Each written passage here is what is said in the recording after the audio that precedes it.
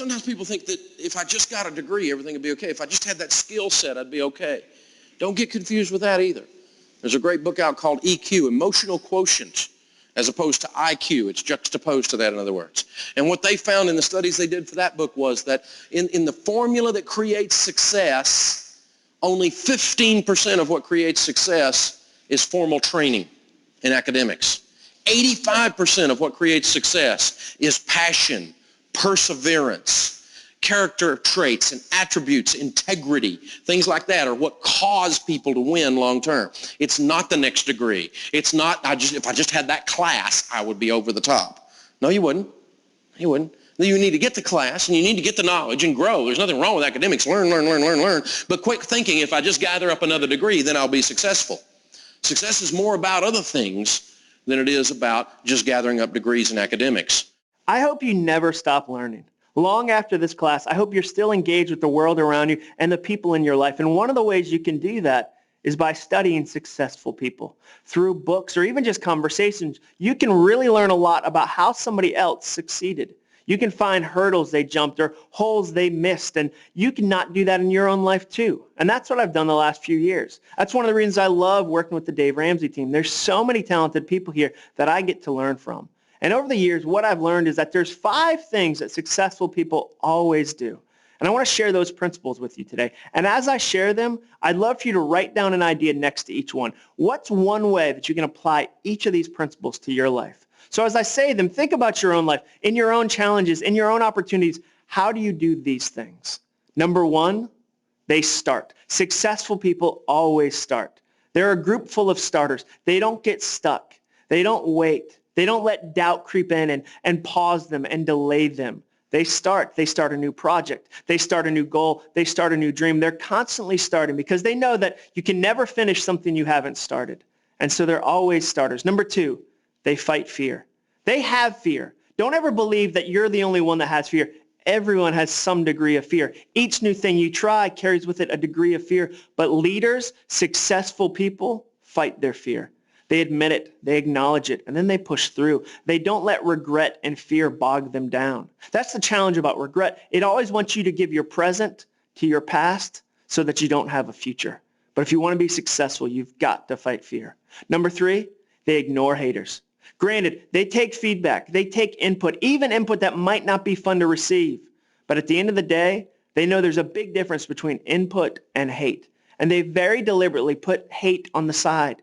They move past hate because they realize that sometimes when you chase your dream, other people take it as a grand insult because it reminds them that they're not chasing their own dream, and they take it personally. Number 4, great leaders, successful people stay humble and hungry. That was a real surprise to me. When I joined Dave Ramsey's team, I got my dream job, if you will, and I thought, okay, dream jobs are kind of fun and easy, and you run through a field with flowers and a ribbon and lavender, woo! That hasn't been the experience. I've gotten up at 4 a.m. more than I ever have in my life for early flights or video shoots, and I hustle harder. Why? Because you'll always work harder at something you love than something you like. And successful people work on the things they love. And they also stay humble along the way. They don't put themselves on a pedestal. They don't think they're all that. They don't think they've arrived because they know that ego will damage what they're trying to do. And number 5, the last of all the things that successful people do, they give to others. They realize that in their life, they have things to give to others. Their time, their resources, their expertise. They go out of their way to support their community. They start groups where they can give back to others. They mentor people. They find ways to give to the people in their life. So that's my hope for you and I. As we look at our lives, as we think about how do I be successful, what does it look like to do work that matters? Let's keep those in mind. And I hope you wrote them down and wrote a few ideas by each one. How can you start? How can you fight fear? How can you ignore the haters in your life? How do you stay humble and hungry? And above all, how do you give to others?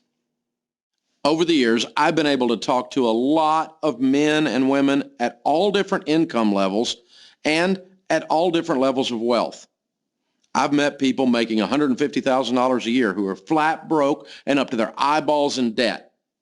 And I've met people making $50,000 a year who are debt-free, building wealth, and winning with money. How is that possible? How can it be that someone's winning at money, only making $50,000 a year, while someone else is losing big time while they're making $150,000 a year? The answer may surprise you. I think I've discovered one of the most powerful, life-changing traits of the super successful. I think this one thing is so fundamental that it's impossible to be financially successful without it. If you grasp this concept, you can have virtually anything you want. You can be whoever you want to be. You can do whatever you want to do.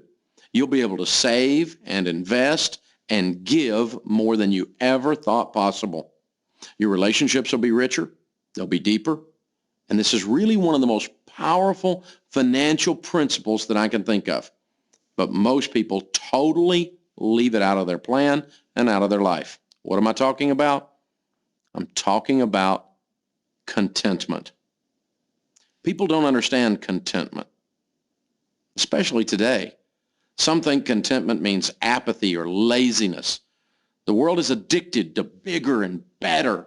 So the idea of actually slowing down and enjoying what you have with a sense of gratitude before moving on to the next big thing, it's kind of a joke these days. When you're in high school, you feel like the whole world is open right in front of you, and it is. Feel like you can do anything and be anything, and you can. And you could go anywhere, and you could. All you have are options. That's great.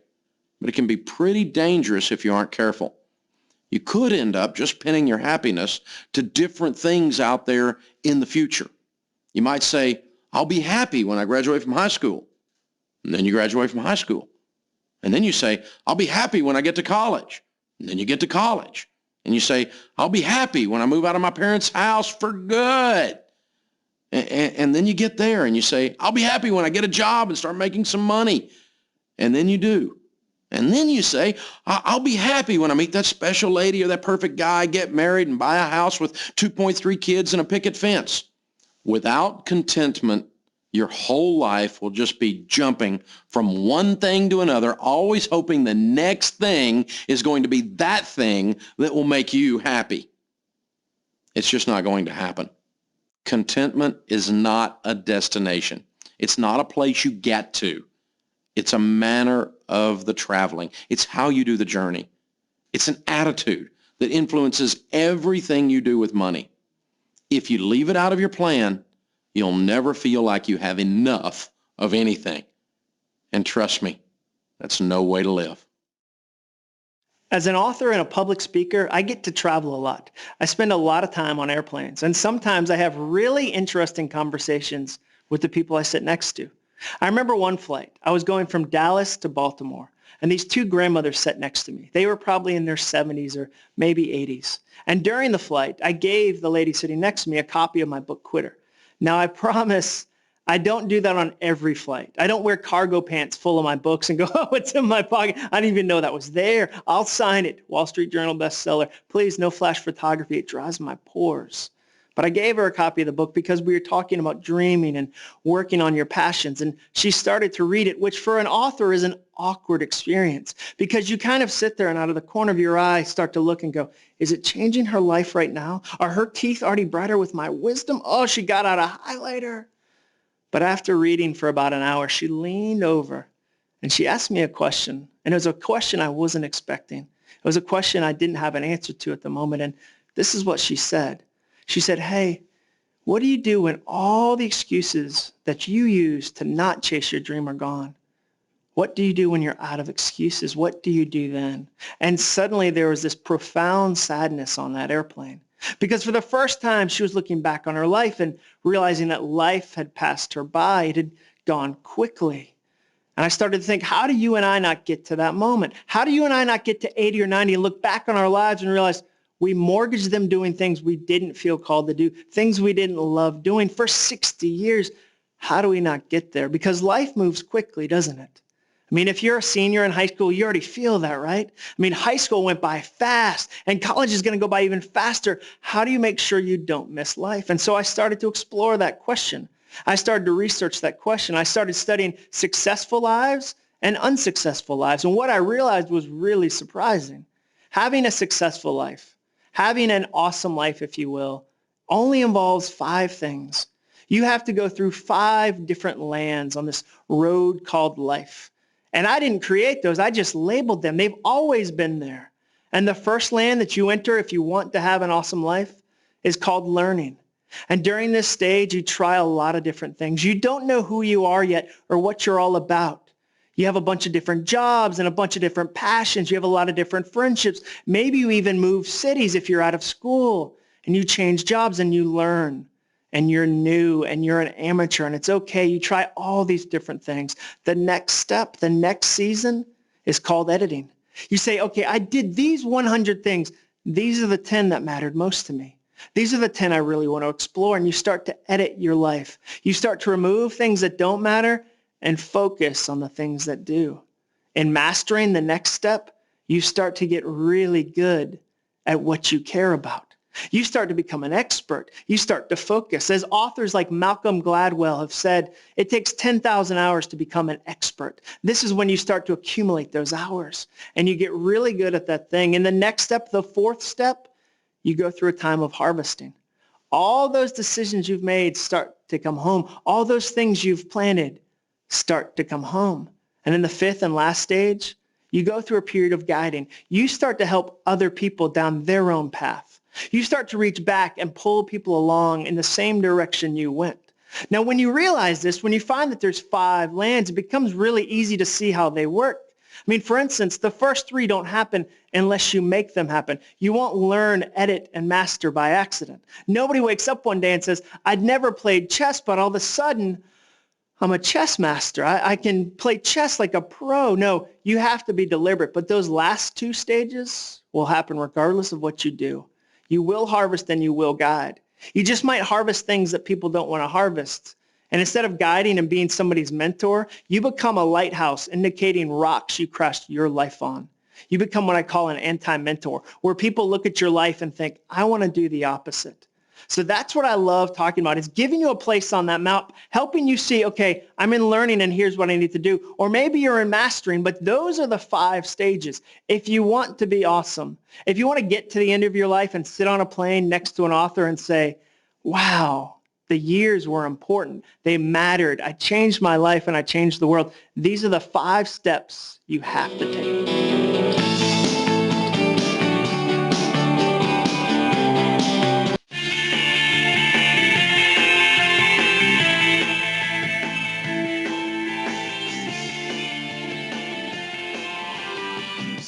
When I was a teenager, the word mentoring sounded really weird to me. It sounded really formal, and that I'd have to wear a suit and I'd have to see this person all the time. They'd probably have a beard, like a really wise-looking beard and professor glasses, and maybe we'd sit together in rocking chairs, and that seemed really weird, and I did not want to do that. But over the years, I've really started to value what it means to be led. And that's what mentoring is about, finding someone that'll help lead your life. And I want to take some of the confusion away from it. I want to take some of the complications away from it, because it's actually really simple. If you want to find a mentor, here's how you find one.